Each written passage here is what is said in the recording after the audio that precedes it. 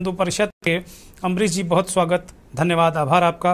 राजा rice जुड़ गए हैं, राष्ट्रीय संयोजक हैं मुस्लिम राष्ट्रीय मंच के, आरएसएस की ये संस्था है। राजा रईस, आपका भी स्वागत है, बहुत धन्यवाद। हयात उमर वरिष्ठ पत्रकार हैं, विश्लेषक हैं, हमारे साथ इस चर्चा में शामिल हो चुके हैं। मौलाना साहब भी जुड़ गए हैं, शहाबुद्दीन रजवी साहब राष्ट्रीय अध्यक्ष हैं ऑल इंडिया मुस्लिम जमात के। मौलाना साहब, बहुत खैर मकदम, बहुत स्वागत आपका। और हमारे साथ एक और मेहमान जुड़ी हुई हैं, खुशबू सिंह, पशु प्रेमी हैं, इनकी संस्था है प्यारे पंजे। तो ये बहुत ख़ास मेहमान हमारे साथ जुड़े हुए हैं। मौलाना साहब ने जो अभी बातें रखी दर्शकों को हमने सुनाई और बहुत सारी चीज़ें हमने देखी। अम्बरीश जी से हम रुख करेंगे। अम्बरीश जी, इस देश में बहुत सारे बूचड़ खाने हैं, उन बूचड़ खानों से प्रतिबंधित जानवरों का मांस भी सप्लाई होता है। वो सारे जो बूचड़ खाने हैं उसमें ज़्यादातर उनके ओनर हिंदू हैं। भारत से मांस का निर्यात बहुत बड़ा है। ये सब बहुत सारे तर्क हैं। और दूसरी तरफ आप लोगों की चिंता है कि 2 करोड़ पशु काट दिए जाएंगे। इसको हम किस तरीके से देखें, या इस देश किस तरीके से देखें? अम्बरीश जी।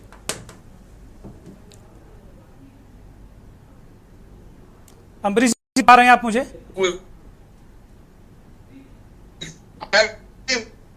अम्बरीश जी, सुन पा रहे हैं आप मुझे? अम्बरीश जी का नेटवर्क काम नहीं कर रहा है। मैं ये सवाल मुस्लिम मंच के राष्ट्रीय संयोजक राजा रईस की तरफ टॉस करता हूँ। राजा रईस, यही सवाल आपसे है, इसका जवाब दीजिए। सभी को नमस्कार, सादर नमस्कार।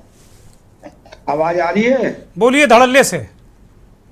जी, ऐसा है, हुजूर सल्लल्लाहु अलैहि वसल्लम की एक हदीस है, पेड़ पौधे पशु पक्षी अल्लाह की रहमत है, इन पर रहम करो, तुम पे रहमत होगी। तो ये कौन सा रहम हो रहा है? कुरान में 30 पारे। हेलो, बोलिए बोलिए, दर्शक सुन रहे हैं, धुआंधार बोलिए, बेधड़क बोलिए। 30 पारे, 6,666 आयतें और 286 आयतें ऐसे हैं जो सूरे बकर को कहते हैं। बकर कहते हैं गाय को। गाय यदि इतनी अजीम होती तो मक्का में इसकी कुर्बानी दी जाती। तो एक बकर भी आयत उतारी गई है कि एक चींटी भी न मरने पाए। और यहाँ के ऊपर इतना बड़ा रूढ़वादिता के शिकार हैं यहाँ के मौलाना। ये लोग बता रहे हैं कि हमारी 1400 साल पुरानी परंपरा है। अगर 1400 साल के पूर्व में हमारे पूर्वज गलती ना करते, मस्जिद ना देते, इनको कॉलोनी ना देते, रहने को ना देते, तो ये कहां से कुर्बानी करते? यदि पशु हत्या अगर करने से इनकी सेहत बनती है, पशु हत्या कत्ल करके अगर कोई उत्सव मनाया जा रहा है, तो ये कौन सा उत्सव है? इसलिए बकरीद की कुर्बानी जायज नहीं, हराम है। दूसरी चीज, ईद उल अजहा कहते हैं चाश की नमाज का वक्त, जो सुबह 7 बजे से और 10:30 बजे तक की हम अदा करते हैं। ईद माने खुशी, चाश माने नमाज का वक्त। तो ये पशु हत्या कहां से आ गई? पशु हत्या होनी नहीं चाहिए। और यदि पशु हत्या गोश्त इतना अनिवार्य होता तो जगह जगह इसकी जो है विज्ञापन करते। जब व्यक्ति बीमार होता है तो डॉक्टर सबसे पहले मना करता है कि मीट ना खाओ, गोश्त ना खाओ। यदि इतना अनिवार्य होता तो डॉक्टर खुद कहता कि मीट खाने से लीवर रहेगा, किडनी ठीक रहेगी, आंखों की रोशनी बढ़ेगी। विषय ये नहीं है। विषय ये है कि इस्लाम रूढ़वादिता का प्रतीक है। ये सारे लोग रूढ़वादी हैं। इसलिए मेरा सीधे सीधे कहना है, मैं प्रतिवर्ष जो है केक काट करके बकरीद मनाता हूं। और मैं अभी आप इस्लाम में हैं कि नहीं है? राजा रईस साहब, थोड़ा सा इंटरवेंशन। राजा रईस साहब, मैं थोड़ा सा रोक रहा हूं आपको, मैं थोड़ा सा रोक रहा हूं। अभी आप इस्लाम में हैं कि नहीं है, कि हिंदू धर्म स्वीकार कर चुके हैं, सनातनी हो गए हैं? तो ऐसा है, मैं सभी धर्म को मानता हूं, मैं इंसान हूं। सनातनी है कि इस्लाम को मानते हैं, ये बताइए हमको आप।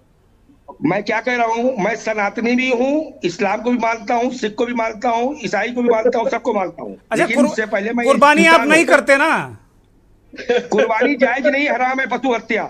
मैं आऊंगा इस बार आपके घर बकरीद पर, मैं बकरीद पर आपके घर आऊंगा, मैं बकरीद पर आऊंगा आपके घर, और केक खाने जरूर आऊंगा, मैं देखूंगा आके। मैं स्वाद के चक्कर, आप देख लीजिए, एलआईयू से रिपोर्ट मंगा लीजिए। नहीं नहीं, मैं आऊंगा।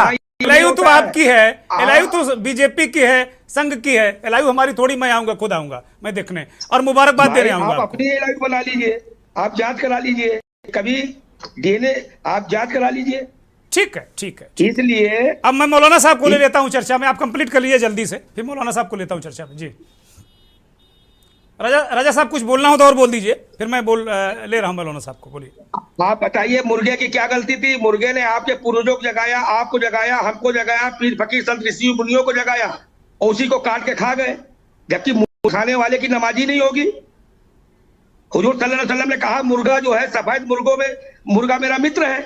अब मुर्गा को ही खा गए जिसने जगाने का काम किया, इनको कहां से ज्ञान आएगा? हमको लगता है कि इस डिबेट को जितने मांसाहारी लोग सुन रहे होंगे वो ग्लानि से मर जाएंगे रात तक। मुझे लगता है दो चार हमको पेड़ वेड़ पे लटके मिल जाएंगे, दिक्कत हो जाएगी। राजा साहब तो इतनी बढ़िया बातें कर रहे हैं, और वास्तव में ऐसा होना चाहिए जैसा ये कह रहे हैं, बहुत बढ़िया बात कह रहे हैं ये, कि भाई वास्तव में, और हम भी इस बात के हिमायती हैं कि भाई पशु हत्या, क्रूरता, ये सब नहीं होनी चाहिए। तो अच्छी बात है। मैं मौलाना साहब को चर्चा में शामिल करता हूं। मौलाना साहबुद्दीन रजवी साहब हैं, राष्ट्रीय अध्यक्ष ऑल इंडिया जमात मुस्लिम के संयोजक है, अध्यक्ष हैं। उनसे मैं चर्चा को आगे बढ़ाता हूं। मौलाना साहब कह रहे हैं कि इस्लाम में सभी जायज ही नहीं है, इस्लाम का मतलब ही नहीं है कोई। बहुत सारे सवाल उठा दिए उन्होंने, इस्लाम पर ही सवाल उठा दिए। मोहतरम, मैंने पूरी बात उनकी सुनी है जी। देखिए, कुर्बानी हजरत इब्राहीम अलैहिस्सलाम और हजरत इस्माइल अलैहिस्सलाम की यादगार है, और इस यादगार को अल्लाह ताला ने इतना पसंद किया कि ये तमाम बंदों के लिए इसको वाजिब करार दे दिया गया। और पैगम्बर इस्लाम सल्लल्लाहु ताला अलैहि वसल्लम जब मक्का से हिजरत करके मदीना शरीफ पहुँचे, तो वहाँ मदीना शरीफ में पैगम्बर इस्लाम सल्लल्लाहु ताला अलैहि वसल्लम 10 साल बहयात रहे, 10 साल जिंदा रहे। तो 10 साल तक वो बराबर हर साल इन दिनों में, यानी 10वीं ज़िलहिज्जा को कुर्बानी किया करते थे। और ये कुर्बानी दरअसल इन अंबिया कराम की यादगार है और पैगम्बर इस्लाम की सुन्नत है। और ये कुर्बानी हर मुसलमान पर वाजिब नहीं है, ये कुर्बानी उन्हीं मुसलमान पर वाजिब है जो मालदार मुसलमान हैं और ज़कात देते हैं, साहिब निसाब हैं। जो मालदार मुसलमान हैं उन्हीं पर ज़कात वाजिब है, उन्हीं पर कुर्बानी वाजिब है। और आम मुसलमान, ये जो गरीब मुसलमान है, दीन है, उसके ऊपर कुर्बानी वाजिब नहीं है। बल्कि वो जो कुर्बानी के हिस्से हैं, उन हिस्सों में से 3 हिस्से किए जाएंगे। एक हिस्सा अपने लिए रखा जाएगा, और एक हिस्सा अपने अजीज व कारिब रिश्तेदारों को बांटा जाएगा, और एक हिस्सा जो है गरीब और मिस्कीन जो मुसलमान हैं उन पर तकसीम किया जाएगा। अल्लाह तबारक व तआला कुरान शरीफ में इरशाद फरमाता है, इन्ना आतैना अल कौसर फसल्ली लिरब्बिका वनहर। इसका तर्जमा यह है कि नमाज पढ़ो, अल्लाह की इबादत करो, और फिर उसके बाद में कुर्बानी अदा करो। तो कुर्बानी दरअसल शायर इस्लाम में से एक शियार है, यानी मजहबी हिस्सों में से एक हिस्सा है, जैसा मैंने अभी पहले बताया। तो इसका जो लोग भी इनकार कर रहे हैं, जो भी शख्स हो, इनकार अगर करता है और अपने आप को मुसलमान कहता है और ये कहता है कि ये कुर्बानी जो है वो गैर इस्लामी फेल है, तो वो मुसलमान नहीं है और उसको इस्लाम की कतन जानकारी नहीं है, वो इस्लाम से इनहराफ करता है, वो गद्दार मुसलमान है और उसके दामन दागदार हैं और वो इस्लाम से इनहराफ कर चुका है, यानी इस्लाम छोड़ चुका है। जो शख्स भी कुर्बानी से इनकार करता है। अब रह गई बात जीव हत्या की। तो जीव हत्या का जो सिलसिला जिस तरीके से हमारे यहाँ पर कुछ लोगों ने, जैसे हैदराबाद के राजा ने और बम्बई के नीतीश राणे ने और की गौ रक्षा कमीशन, महाराष्ट्र की कमीशन ने एक ऐलान किया और जानवरों पर प्रतिबंध की बात कही। और ऐसे ही कलबुर्गी में प्रदर्शन भी हुए हैं मौलाना साहब, कलबुर्गी में प्रदर्शन भी हुए इसके समर्थन में। जी। और बागेश्वर धाम के बाबा धीरेन्द्र शास्त्री जी और ऐसे ही हमारे विधायक गाजियाबाद के नंद किशोर जी, इन सब लोगों ने और खुद विश्व हिंदू परिषद ने जो ऐलान किया है, जो बातें कही हैं, इनका कोई जनाधार नहीं है, कोई हैसियत नहीं है, कोई वक़्त नहीं है, कोई सुनने के लिए समझने के लायक नहीं है। इसलिए गवर्नमेंट ने सिर्फ एक जानवर पर प्रतिबंध लगाया है, तो उसका हमने भी बार बार इसको कहा है और आपके चैनल के माध्यम से तमाम मुसलमानों से हम ये कहना चाहते हैं, गुजारिश करते हैं कि प्रतिबंधित पशु की कुर्बानी न की जाए। और मुसलमान कानून का पालन करता है, कानून का रखवाला है। गवर्नमेंट ने जो एडवाइजरी जारी की है, उस एडवाइजरी को अमली मौलाना साहब, एक तर्क और है कि बहुत सारा जो उसका जो चीजें जो निकलती हैं, पार्ट्स निकलते हैं, रक्त निकलता है, खून निकलता है, उससे तमाम एक तो मजहबी बीमारियां होती, फिर ये भी बहुत बड़ा तर्क दिया जा रहा है कि दूसरे धर्म के लोगों को भी दिक्कतें होती हैं। तो इसको लेकर क्या नजरिया है आपका? देखिए, मैं जो तरीका है, सही सिस्टम, इस्लामी जो तरीका है, वो मैं आपको बताता हूँ। हमारे उलमा ने जो हमें किताबों में लिखा है, जो बताया है, उसके उसूल बताऊंगा। और जानवर जो है जब लेकर के आए तो उसको भरपेट खाना खिलाना है, उससे मोहब्बत और प्यार का इजहार करना है, उसको पानी पिलाना, खाना खिलाना, हर एतबार से। उसके बाद जब आप कुर्बानी करेंगे तो कुर्बानी जब करेंगे तो कुर्बानी के वक्त उसको कुर्बानी के लिए यानी ओपन जगह पे नहीं रखेंगे, ओपन, बल्कि जहां कुर्बानी करना है उसको ढक लेंगे, घेर लेंगे जगह को। और सबसे बेहतर यह है कि घर के अंदर कुर्बानी की जाएगी, या जो गवर्नमेंट ने, नगर पालिका है या नगर निगम है, उसने कोई जगह अगर मुख्तस की है, मुकर्रर की है कि इसी जगह जो है वो कुर्बानी होगी, तो वहां वो की जाएगी। कुर्बानी रोड पे नहीं होगी और चौराहों पे नहीं होगी, गली पे नहीं होगी, ओपन जगह पे नहीं की जाएगी, बल्कि बंद जगह पे कुर्बानी की जाएगी। और उसमें जो खून है, जो खून जो है वो एक छोटा सा गड्ढा खोदा जाएगा और वो खून उसके अंदर जज्ब किया जाएगा। वो, और उसके अलावा जो विषय है जानवर के, जो फजलात हैं, जैसे हड्डी है, खाल है, खुर है, ये तमाम चीजें जो फजलात हैं, इन तमाम चीजों को उस गड्ढे में दफन कर दिया जाएगा। मगर यहाँ पे समस्या आजकल के वक्त में ये है कि लोग में रहते हैं, कॉलोनी में रहते हैं और मल्टी स्टोरी बिल्डिंगें हैं, बहुत सारे घरों में टाइल्स हैं, पत्थर हैं।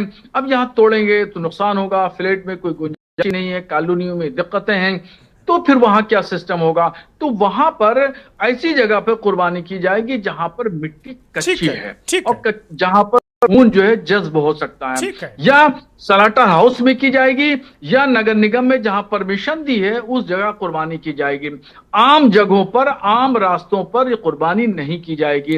और कोई भी जानवर का हिस्सा या टुकड़ा बाहर नहीं फेंका जाएगा, उसका एहतराम किया जाएगा, सम्मान किया जाएगा। लेकिन मौलाना साहब, इतनी बातों की जितनी बातें आपने हम कायदे बता रहे हैं, एडवाइजरी सरकार ने भी जारी की है, बहुत सारी चीजें हुई, क्या इतने लोगों का पालन करते हैं? भाई यही तो दिक्कत है कि भाई इसका पालन नहीं होता है, इसीलिए उंगली उठाने का मौका मिलता है। लोग कहते हैं कि भाई आप हमें, हमारे जीवन में खलल डाल रहे हैं जो दूसरे आपके भाई हैं।